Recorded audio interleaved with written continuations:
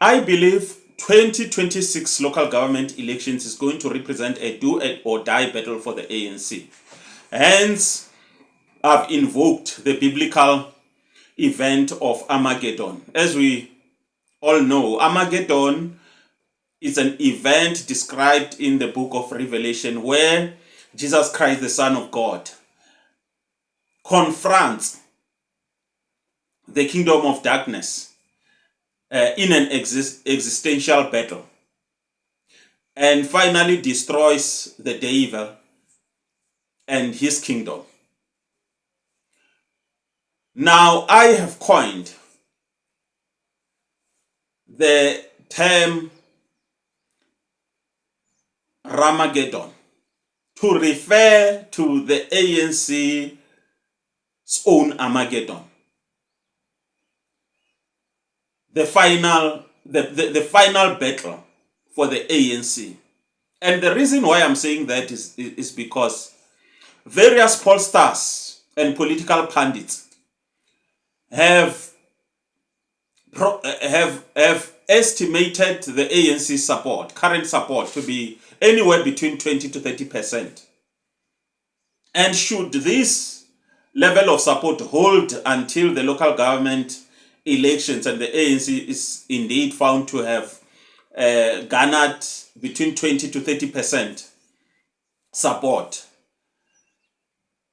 I don't see how the ANC can be viable under those circumstances. Of course, everyone seems to agree that the decline of the ANC is irreversible. However, I want you to ask this question. Have you ever considered or wondered what would happen to thousands of ANC cadres whose livelihood revolves around the organization?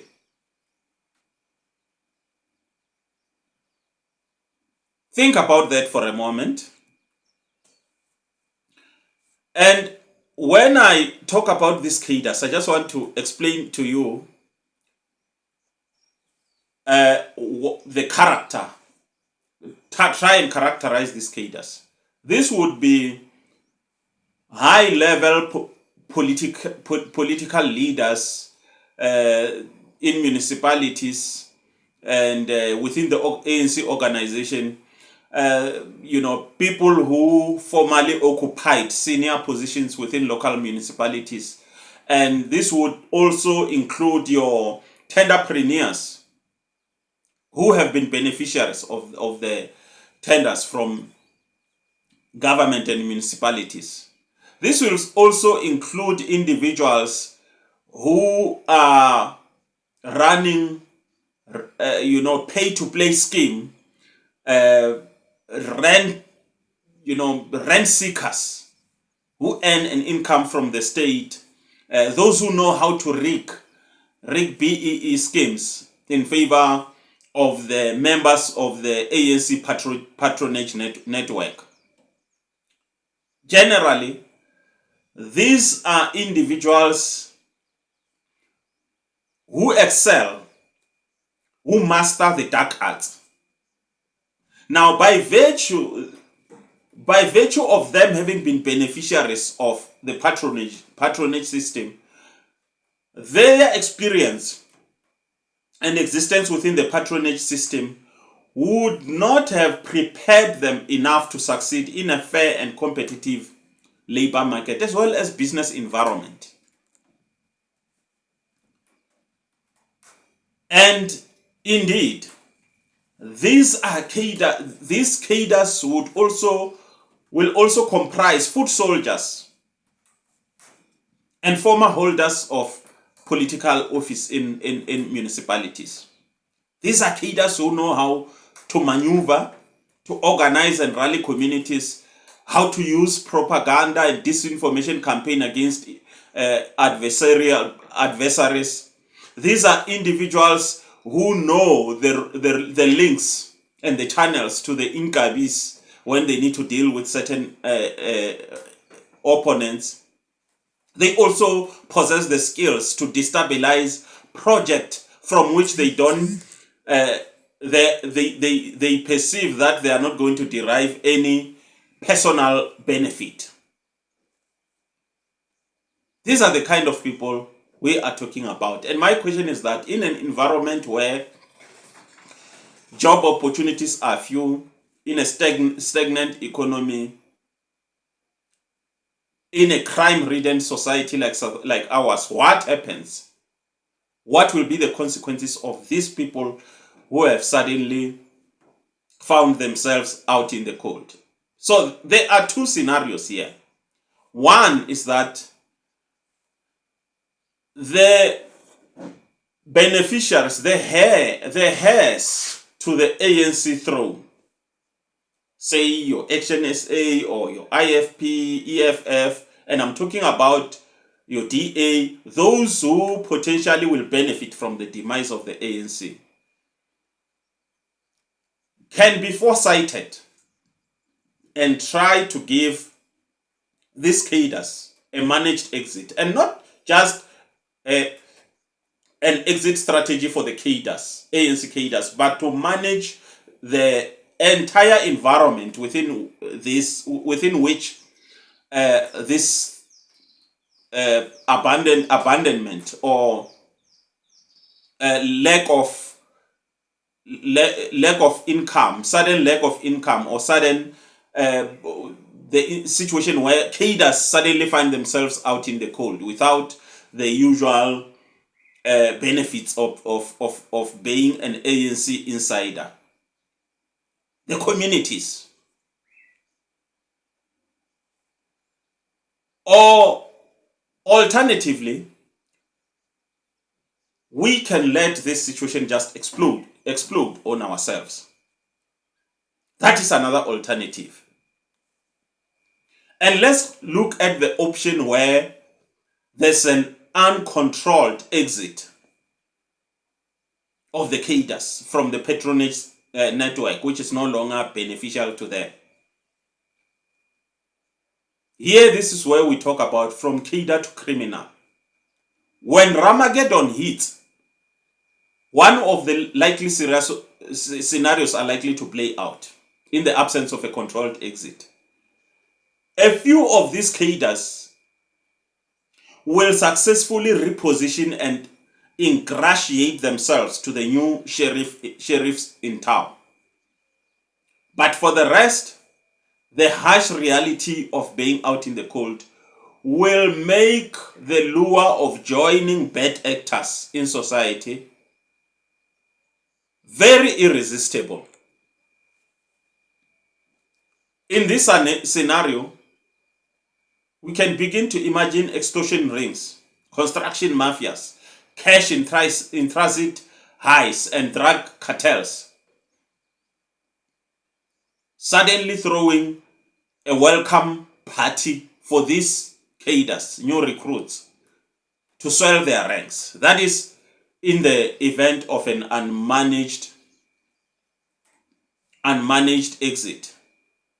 But it is my contention here that the heirs to the ANC throne need to be foresighted and manage the entire exit.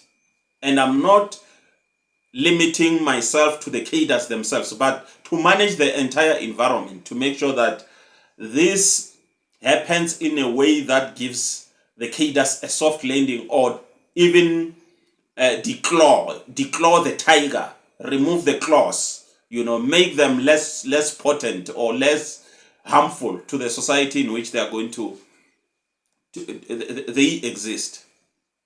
They are going to society where they are going to live out their newly found existence out in the cold. And one such measure that I think should be given consideration is making sure that policing is more effective. And I'm not just talking about so many boots on the ground, increasing the number of boots on the ground. I'm talking about smart policing, making sure that corruption is rooted out from Metro Police and the SAPS, supporting honest policemen and women establishing vetted police unit to go after economic crimes and uproot their leaders, root and stem.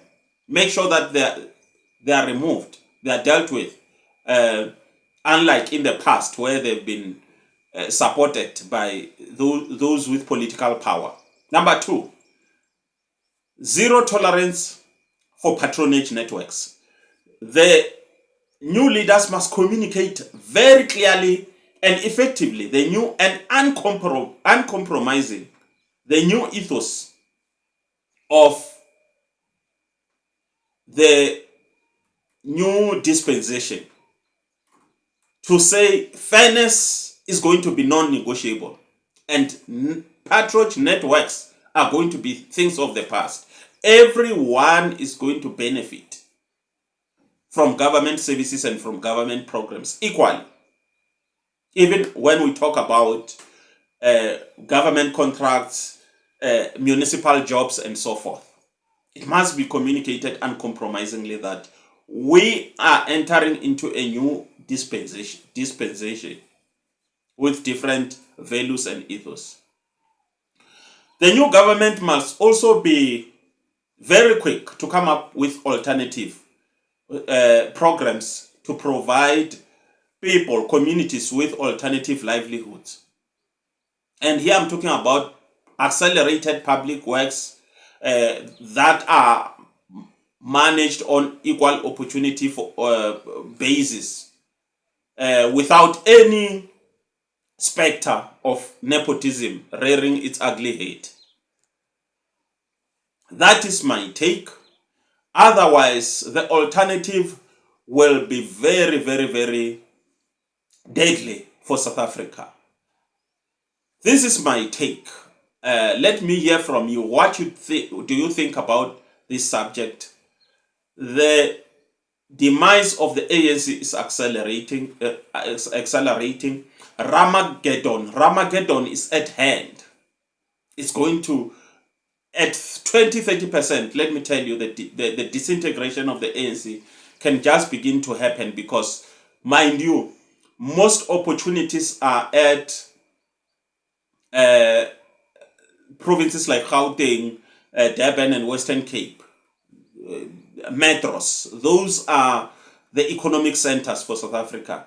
And clearly, these are the same provinces where the ANC is highly challenged.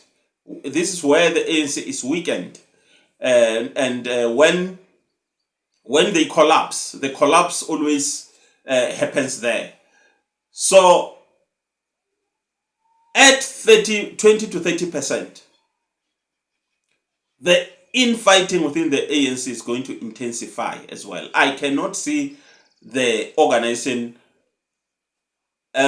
operating as a viable political organization, and most of the cadres and the people that were there for the ANC for the sake of looting and all manner of shenanigans will start to abandon the organization and try to reposition themselves. Let me know what you think about this subject on the comment section.